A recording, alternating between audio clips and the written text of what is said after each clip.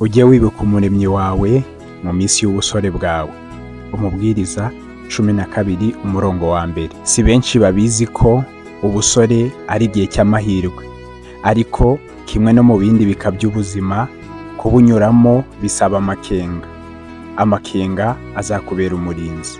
Imigani 2 umurongo wa 11. Kimwe n'ibindi byose bikiri bito, itoto riryohera amaso, amababa atoshye, uruyange n'imiteja bitera icyizere. Ni nako imyifatire myiza, gukunda iby'Imana, kumvira, gukunda guhabwa inama, kuba inshuti y'abeza, kugira umwete mu byiza na gahunda nziza mu buzima bitera igikundiro. Kuvugwa neza biruta ubutunzi bwinshi, no gukundwa kuruta ifeza n'izahabu.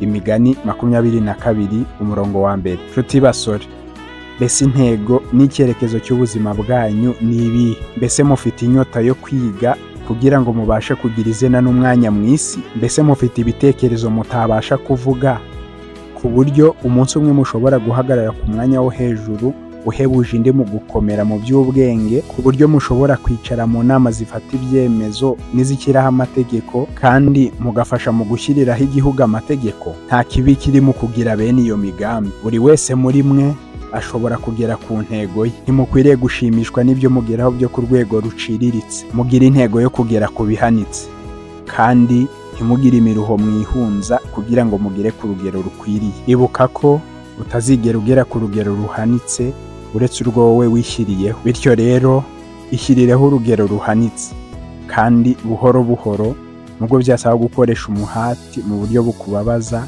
kandi bigasaba kwiyanga no kwitanga, zamuka ingazi zose z'urwego utera imbere. Ntukagire icyo wemerera kugukumira. Mwibuke ko mu bugingo bwanyu iyobokamana atari imwe mu mbaraga zigomba kuganza, ahubwo rigomba kuba imbaraga itegeka izindi zose. Ntukemere ko ubunebwe bukubera inshuti. Zirikana ko hari isano ya bugufi kandi yahuranije hagati y'ubutaka butahinzwe n'intekerezo zitatojwe. Ugomba gukomeza kwiga mu buzima bwawe bwose.